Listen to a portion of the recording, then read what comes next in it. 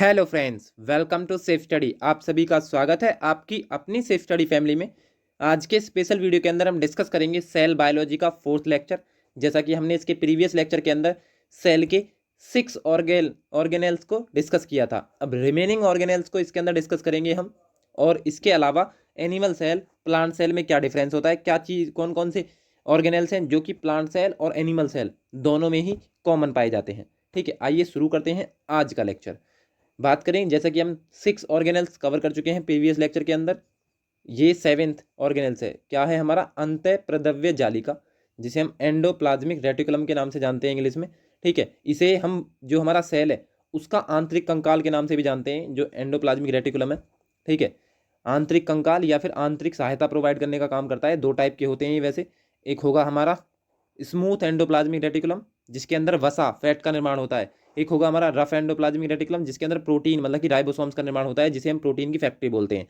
ठीक है, तो यदि बात करें इसका काम क्या है एंडोप्लाज्मिक रेटिकुलम का, तो ये आंतरिक कंकाल मतलब कि इंटरनल स्केलेटन का काम करता है, और आंतरिक सहायता, इंटरनल जो हमारा प्रोटेक्शन है उसका, उसे प्रोवाइड करने का काम करता है। यदि बात करें, जो सारे ऑर्गेनल्स हैं वो आपस में भिड़ जाएंगे यदि ये ना हो, एंडोप्लाज्मिक रेटिकुलम ना हो। और ये न्यूक्लियस से अटैच होता है, जैसे कि आप यहाँ देख सकते हो, न्यूक्लियस से अटैच होता है और न्यूक्लियस से ट्रांसफर करता है राइबोसोम्स का, किसको, गोल्गी अपरेटस को।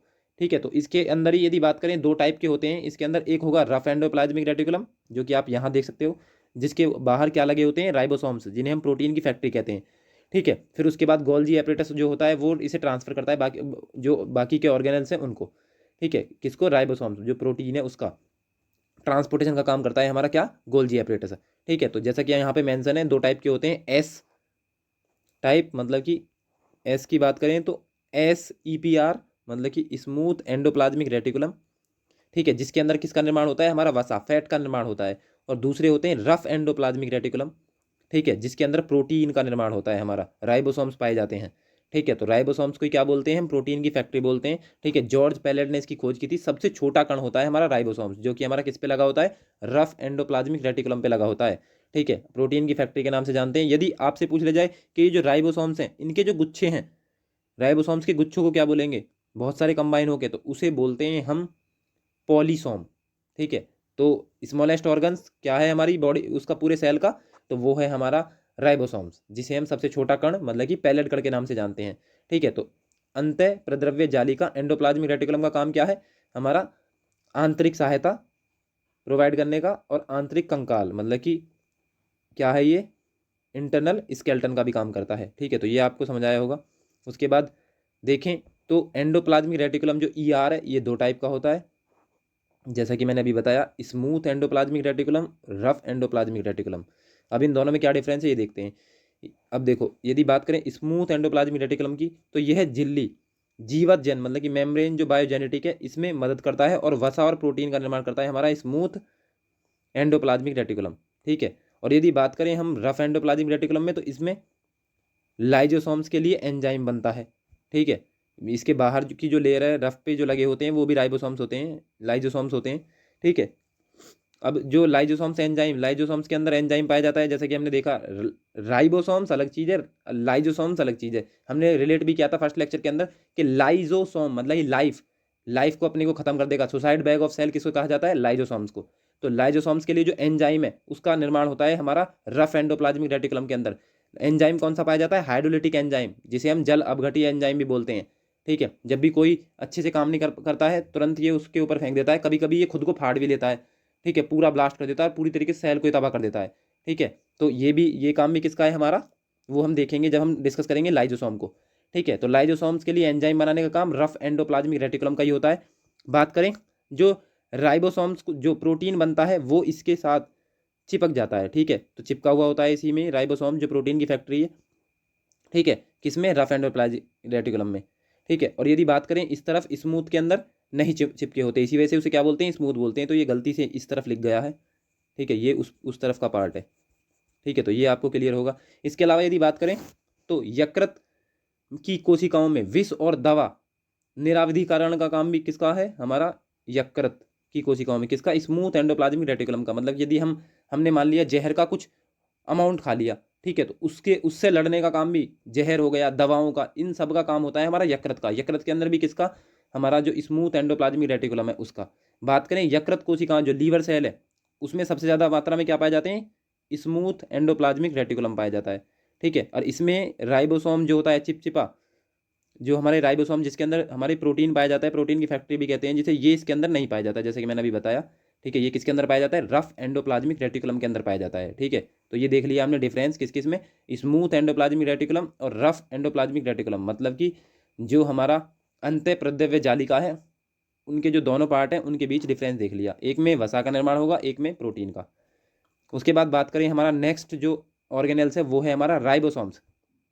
तो बात करें राइबोसोम्स, तो अभी हमने डिस्कस किया सबसे छोटा कण है, इसी वजह से पैलेट कण बोलते हैं, क्योंकि खोज किसने की थी इसकी, जॉर्ज पैलेट ने की थी। ठीक है, प्रोटीन का निर्माण होता है इसमें, इसी वजह से क्या बोलते हैं, हमारी प्रोटीन की फैक्ट्री बोलते हैं किसे, हमारे राइबोसोम्स को। सबसे छोटा कण है मतलब कि पैलेट कण है।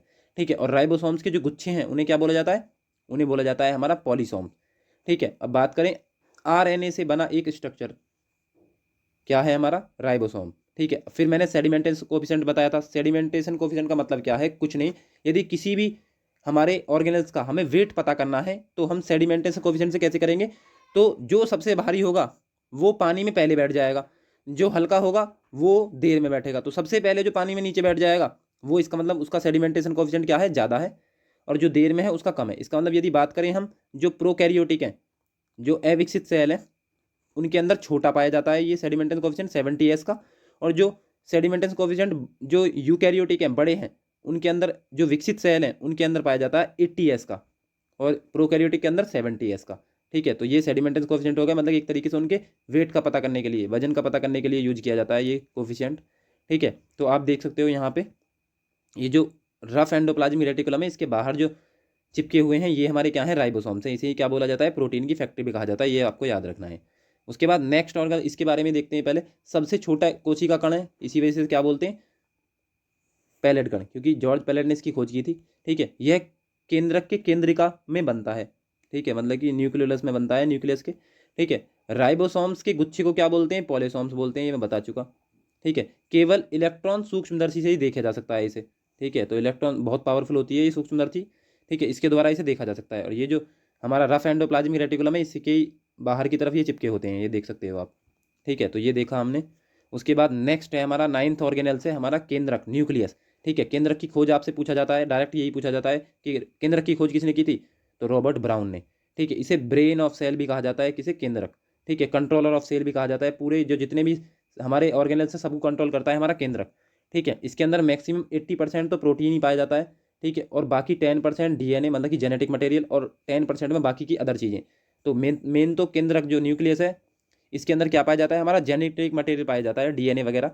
ठीक ठीक है, डी राइबोन्यूक्लिक एसिड, और हमारा आरएनए राइबोन्यूक्लिक एसिड होती है इसकी फुल फॉर्म। ठीक है, तो जैसे कि हम देख सकते हैं ये वाला पोर्शन जो है ये, तो ये कैसा पाया जाता है, एनिमल सेल के अंदर गोल, और प्लांट सेल के अंदर, ये एनिमल सेल के अंदर सेंटर में पाया जाता है, और जो प्लांट सेल है उनके अंदर साइड में पाया जाता है, पाया दोनों में जाता है। ठीक है, लेकिन जो हमारे प्रोकैरियोटिक है उनमें मतलब कि वेल डिफाइन नहीं होता, बस पाया जाता है केंद्रक, जेनेटिक मटेरियल पाया जाता है लेकिन वेल डिफाइन नहीं होता है उसके अंदर। ठीक है, लेकिन एनिमल सेल के अंदर और प्लांट सेल के अंदर पाया जाता है। ठीक है, तो ये रहा हमारा, ये हमारा केंद्रक है। ठीक है, उसके बाद ये न्यूक्लियस है, इसके बीच में सेंटर में जो है, बाहर की तरफ जो है ये क्या है, हमारे रफ एंडोप्लाज्मिक रेटिकुलम, जिसके बाहर क्या चिपके हुए हैं, हमारे राइबोसोम चिपके हुए हैं, वो आप देख सकते हो। मतलब कि ये क्या है, हमारा सारे अंगों को कंट्रोल करने का काम किसका होता है। ठीक है, तो वो होता है हमारा केंद्रक का, न्यूक्लियस का। ठीक है, इसके अंदर आप, मैंने ये भी बताया था कि हमारे सेल के अंदर 3 ही कण होते हैं, माइटोकॉन्ड्रिया, क्लोरोप्लास्ट और केंद्रक।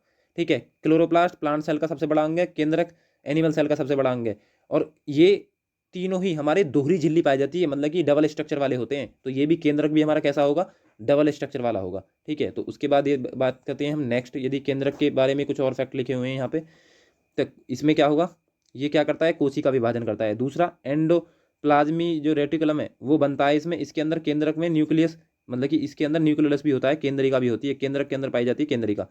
इसमें गुणसूत्र होते हैं, गुणसूत्र आपने सुने होंगे, कितने होते हैं हमारे, 44 तो कॉमन होते हैं दोनों में, फीमेल में भी और मेल में भी। बस 2 अलग होते हैं, एक पेयर अलग होता है, फीमेल के अंदर पाया जाएगा वो हमारा XX, और मेल के अंदर XY। ठीक है, तो टोटल पेयर पूछ लिया जाए, पेयर कितने पाए जाते हैं, तो 23 पेयर पाए जाते हैं।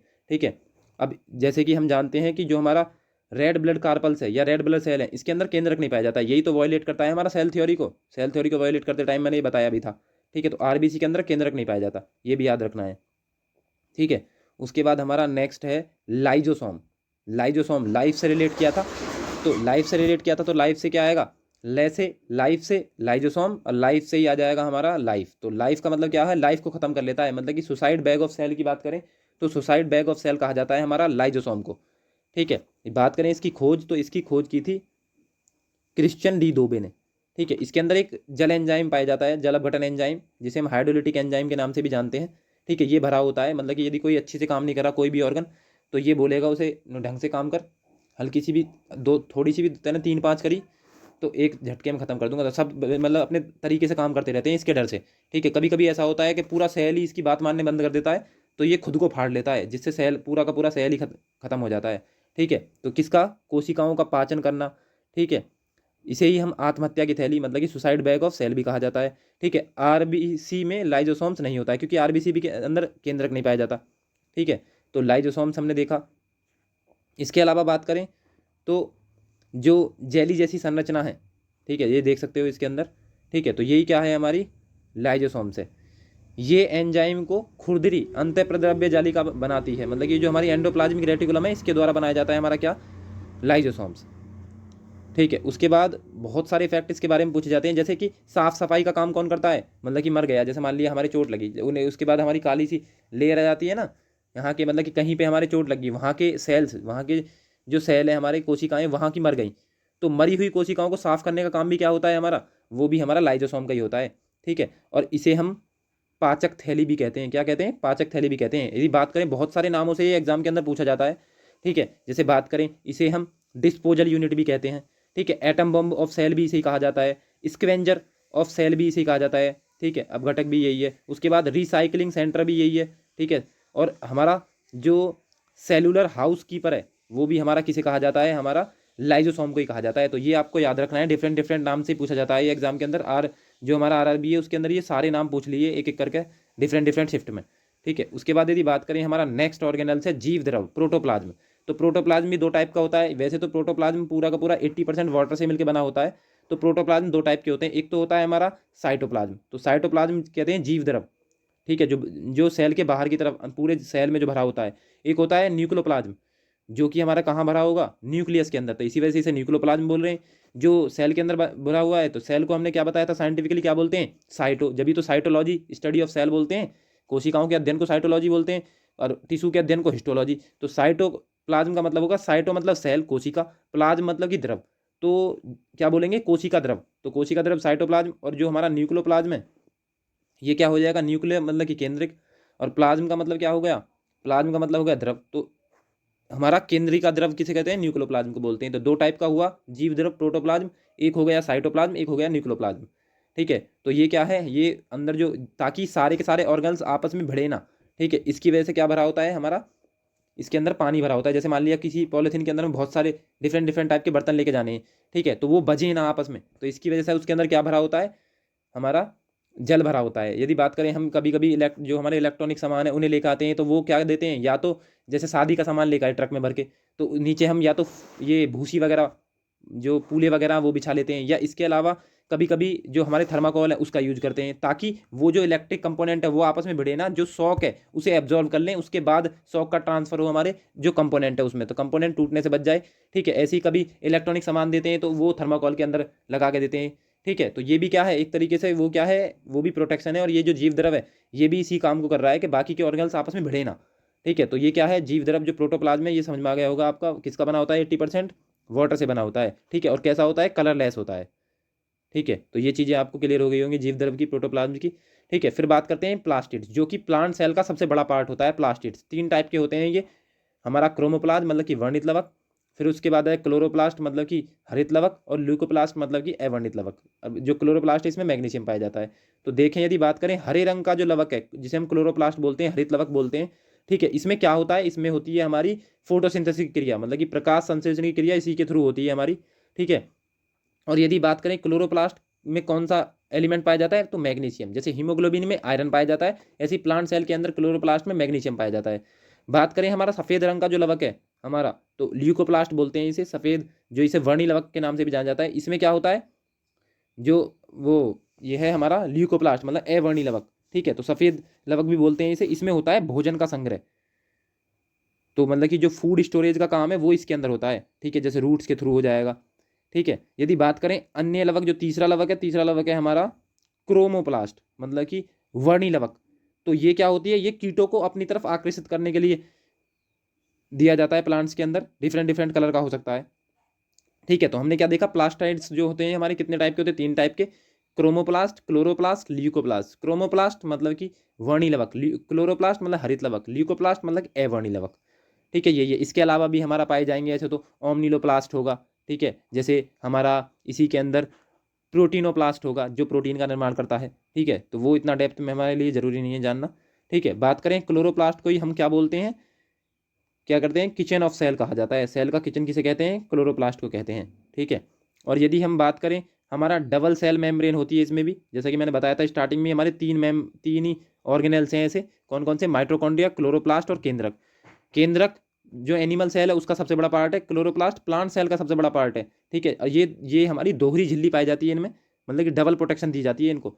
और इनके पास स्वयं का डीएनए और राइबोसोम्स होता है, राइबोसोम्स होता है, ठीक है। और बात करें हम, भोजन निर्माण का कार्य भी कौन करते हैं, हमारे क्लोरोप्लास्ट ही करते हैं, ठीक है। इसका मतलब क्या हुआ, जो क्लोरोप्लास्ट है इसे हम क्या बोलते हैं, किचन ऑफ सेल कहते हैं। और इसके पास क्या पाई जाती है, हमारी डबल सेल मेम्ब्रेन पाई जाती है, स्वयं का डीएनए राइबोसोम्स पाया जाता है, जो प्रोटीन की फैक्ट्री बोलते हैं राइबोसोम्स को, ठीक है। इसी वजह से इन्हें क्या बोलते हैं, अर्धभक्षी अंग भी कहा जाता है, ठीक है।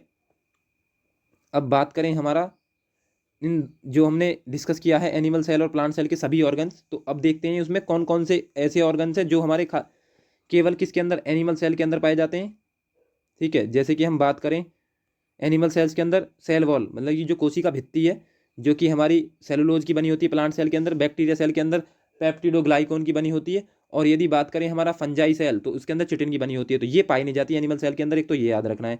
दूसरा, क्लोरोप्लास्ट नहीं पाया जाता, जो हमारे प्लास्टिड्स हैं, क्रोमोप्लास्ट, क्लोरोप्लास्ट और ल्यूकोप्लास्ट, ये नहीं पाया जाता एनिमल सेल के अंदर, ठीक है।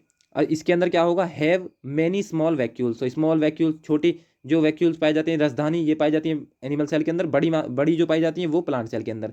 बात करें हम, न्यूक्लियस प्रेजेंट होता है इसके अंदर, ठीक है, और वो भी कहाँ पे होता है, सेंटर में, केंद्र में होता है, ठीक है। बात करें कंटेन द लाइजोसोम्स, लाइजोसोम्स इसके अंदर पाए जाते हैं, जिसे हम सुसाइड बैग ऑफ सेल कहते हैं। कंटेन द सेंट्रियोल्स, तो सेंट्रियोल्स भी किसके अंदर पाए जाते हैं, ये भी हमारे किसके अंदर पाए जाएंगे, केवल जो हमारा सेल है ये एनिमल सेल, इसके अंदर पाए जाएंगे, ठीक है। न्यूक्लियस के पास ही होते हैं ये, इरेगुलर शेप होगी इनकी, ठीक है। इरेगुलर इन शेप कौन होंगे, हमारे एनिमल सेल, तो ये डिस्कस किया। उसके बाद बात करें ओनली जो प्लांट सेल में होगा, तो प्लांट सेल का है ये, तो प्लांट सेल की बात करें तो इसमें क्या क्या होगा, कंटेन द सेल वॉल मतलब कि इसमें कोशिका भित्ति पाई जाएगी। कंटेन द क्लोरोप्लास्ट, जो हमारे प्लास्टिड्स है, क्रोमोप्लास्ट, क्लोरोप्लास्ट, ल्यूकोप्लास्ट, ये इसके अंदर पाए जाएंगे प्लांट सेल के अंदर, सबसे बड़ा पार्ट होता है प्लांट सेल के अंदर। Contain the a large central vacuoles, तो वैक्यूल जो होगा वो बड़ा होगा इसके केस में, ठीक है। हैव ए डेफिनेट शेप, मतलब कि इसकी पर्टिकुलर शेप होगी, ठीक है, किसकी, इसके अंदर जो हमारा सेल है, कौन सा, प्लांट सेल और न्यूक्लियस दोनों की। बात करें, nucleus is pushed to the one side, मतलब कि साइड में होगा। यदि बात करें इसके अंदर जो प्लांट सेल है उसके अंदर जो न्यूक्लियस पाया जाता है वो साइड में पाया जाता है, जबकि एनिमल सेल के अंदर सेंटर में पाया जाता है। अब जो मेन है, इसका सबसे मेन जो पार्ट है वो है जो दोनों में पाया जाता है, ठीक है। तो अब डिस्कस करते हैं जो चीज़ें हमारी दोनों सेल में पाई जाती हैं, ठीक है। तो वो क्या क्या है, वो है कंटेन द न्यूक्लियस, दोनों में होती है। कंटेन माइटोकॉन्ड्रिया, दोनों में पाया जाता है। कंटेन सेल मेम्ब्रेन, जो कोशिका झिल्ली है, दोनों में पाई जाती है। इसके अलावा कंटेन द साइटोप्लाज्म, जो हमारा जीव द्रव है, दोनों में पाया जाता है। गोल्जी एपरेटस, दोनों में पाया जाता है। एंडोप्लाज्मिक रेटिकुलम, जो हमारी अंतः प्रद्रव्य जालिका, दोनों में पाई जाती है, ठीक है। इसके अलावा राइबोसोम्स की बात करें तो जो राइबोसोम्स हैं वो भी जो सबसे छोटा कण है जिसे हम पैलेट कण बोलते हैं, ये भी दोनों में पाया जाता है, ठीक है। तो ये चीज़ें हैं ऐसी जो दोनों में पाई जाती हैं, ये भी डिस्कस कर लिया हमने, जो केवल प्लांट सेल में पाई जाती है। एक बार इसे टेबुलर फॉर्म में और देख लेते हैं ताकि बिल्कुल क्लियर हो जाए। तो देखते हैं पहला पार्ट क्या है, पहला पार्ट है हमारा सेंट्रोसोम या सेंट्रोइल। तो सेंट्रोसोम किस में पाए जाते हैं, केवल एनिमल सेल के अंदर, ठीक है। और यदि बात करें हम इसमें तो किसके अंदर पाए जाएंगे, ये एनिमल सेल के अंदर पाए जाएंगे। और किसके अंदर एब्सेंट होंगे, प्लांट सेल के अंदर। फिर बात करें हमारा वैक्यूल, जो रसधानी है, ठीक है। तो रसधानी की बात करें तो रसधानी किसके अंदर पाई जाएंगी, हमारी स्मॉल पाई जाएंगी किसके अंदर, एनिमल सेल के अंदर। लार्ज पाई जाएंगी किसके अंदर, हमारा प्लांट सेल के अंदर, क्योंकि जल स्टोरेज की रिक्वायरमेंट किसे होती है, ज़्यादा प्लांट को होती है। बात करें क्लोरोफिल, क्लोरोफिल या कोई सा भी पूछा जाता है इसमें प्लास्टिड, चाहे क्रोमोप्लास्ट पूछा जाता है, क्लोरोप्लास्ट बोला जाता है या ल्यूकोप्लास्ट, ये सभी किसमें एब्सेंट होते हैं, ये एनिमल में तो एब्सेंट होते हैं, और क्योंकि फोटोसिंथेसिस क्रिया किसमें होती है, हमारी प्लांट के अंदर, तो इसमें प्लांट के अंदर ये प्रेजेंट होते हैं। लाइजोसोम की बात करें, लाइजोसोम मतलब लाइफ को खत्म कर देगा, मतलब कि सुसाइड बैग ऑफ सेल किसको कहा जाता है, लाइजोसोम को कहा जाता है। किस में प्रेजेंट होता है, एनिमल सेल में प्रेजेंट होता है, ठीक है, और इसमें भी होता है हमारा लाइजोसोम्स, और थोड़ा लार्ज होता है। बात करें प्लास्टाइड्स, जैसे कि मैंने बताया, प्लास्टाइड्स में क्या आ जाएंगे हमारे, जो क्लोरोप्लास्ट है और क्रोमोप्लास्ट है, ल्यूकोप्लास्ट है। मतलब कि प्लास्ट का मतलब क्या हो गया, इसके अंदर यदि प्लास्ट की बात करें तो जो क्लोरोप्लास्ट है लवक,